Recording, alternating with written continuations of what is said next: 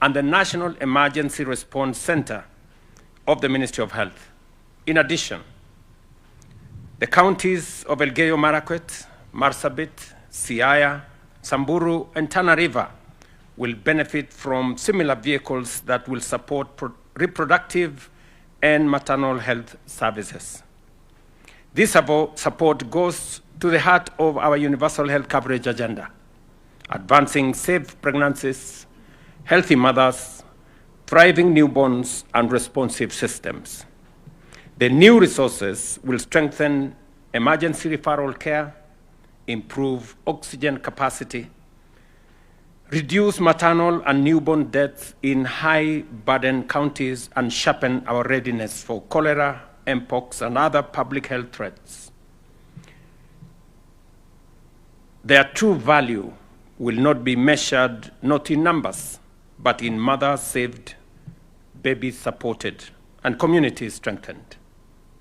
Yet maternal and newborn mortalities in Kenya remains unacceptably high. No woman should die while giving birth, and no baby should be lost to preventable causes.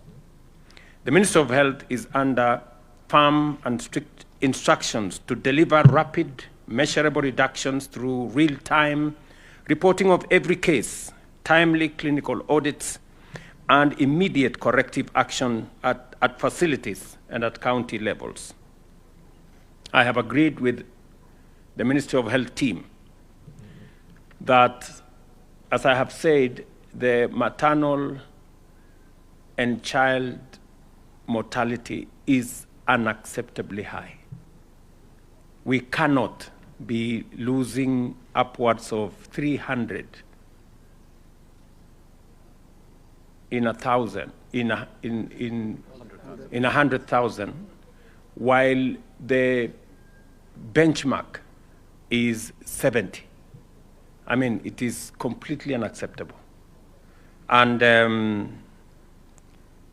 going forward, we have agreed with the DHA is going to provide data, and every facility in Kenya, public or private, every facility must provide data on mothers and children who die in their facilities. I know that there are facilities that continue to hide data on mothers who die or children who die in hospitals. We must get the data right, because we must get our act together and reduce the death of mothers and children, especially at birth. I have asked the ministry to conduct an RRI, and the Director General at the ministry has given us an undertaking that by March next year, we will have the correct data on what is our performance as a country, county by county, and then we can therefore be able to respond to this big challenge effectively. I was very embarrassed when I was confronted in New York by a good friend of Kenya who asked me, Mr. President, how is it acceptable in Kenya that upwards of 300 mothers and children die in our facilities? And it is something that has bothered me very much. I know I have discussed this extensively with many of the governors, especially in the counties that have the highest mortalities. And I'm happy that today we are providing facilities for the counties of Tana River, Garissa, Samburu, Marsabit, Siaya, and Elgeyo Marakwet. These are the counties that have some work to do. And we are going to work with the leaders in these counties, the governors, and the ministry will provide supportive mechanisms to make sure that we correct what is going on in our facilities. We will intensify the every woman, every newborn, everywhere agenda by equipping frontline teams, securing essential commodities, and ensuring respectful, high-quality care at all levels.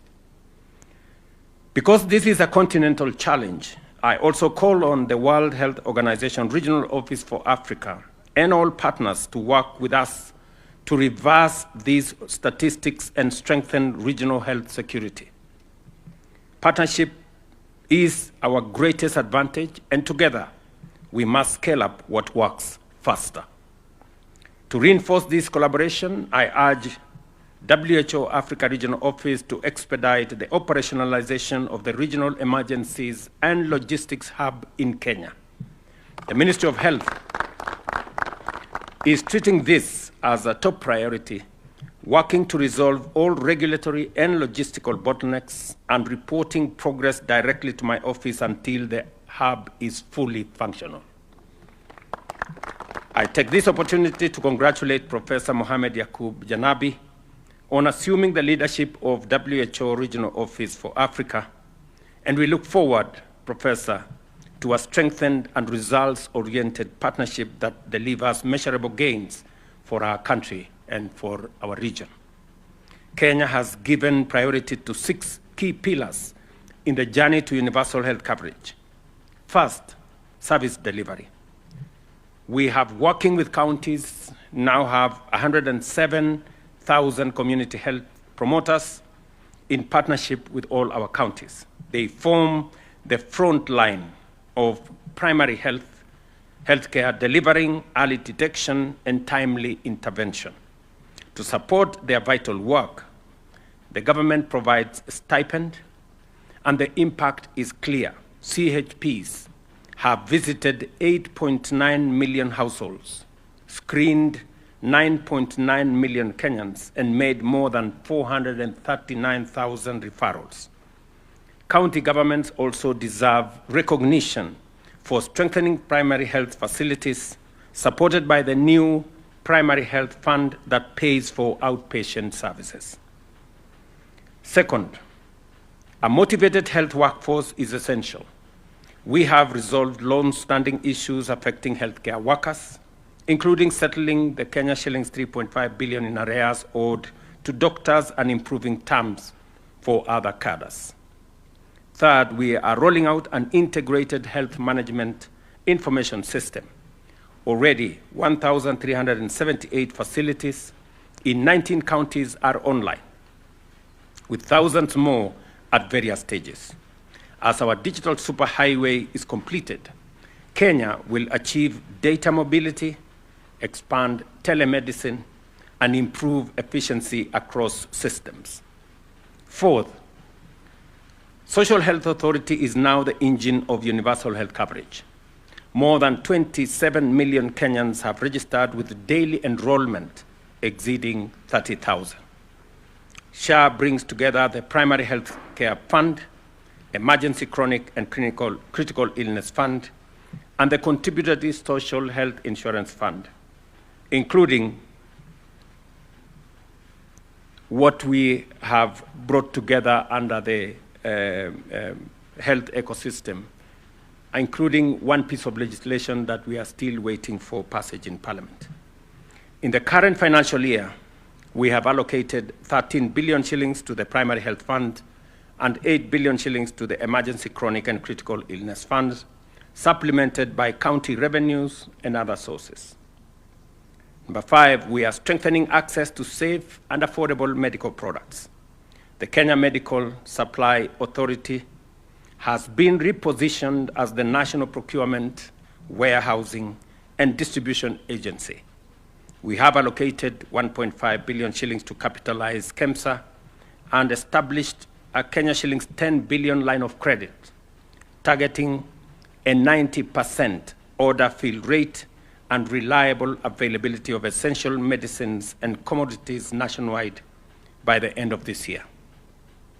I have said this before, the biggest challenge we've always had in our facilities, the biggest complaint from citizens is hakuna dawa.